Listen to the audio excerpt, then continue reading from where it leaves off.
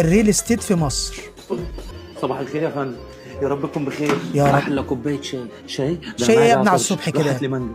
معاك يا فندم. وانت يا حيوان مش 10 مرة كلمني واقول لك ماليش في الاستثمار؟ ما انت لو مش جاي معاك البيع كنت عملت لي بلوك، لكن باين على صوتك كده اللي انت مليونير ويجي منك بيع في الساحل. ساحل؟ ده انا عندي 65 سنة مش فاضي للعبط ده. حلو. روح على الناس. مقابر بتبص على الميه وهواها يرد الروح عشان تامن فيها مستقبلك وترتاح وبالتقسيط. تصدق ان انت حيوان؟ المانجا. لا امشي بقى. روح بقى هات لي الشاي. اهلا يا استاذ، انت الرانك بتاعك قليل قوي، انت لو ما بعتش الشهر ده هتترفد. لا هسعى حاضر.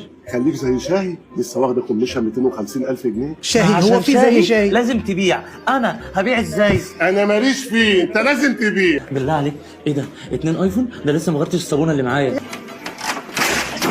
يا ابني انت عمال تنوجع الناس من الصبح وتجور عليهم ليه؟ الراجل ده زميلك يعني، قول له الله يبارك لك. الله الوكيل برضه.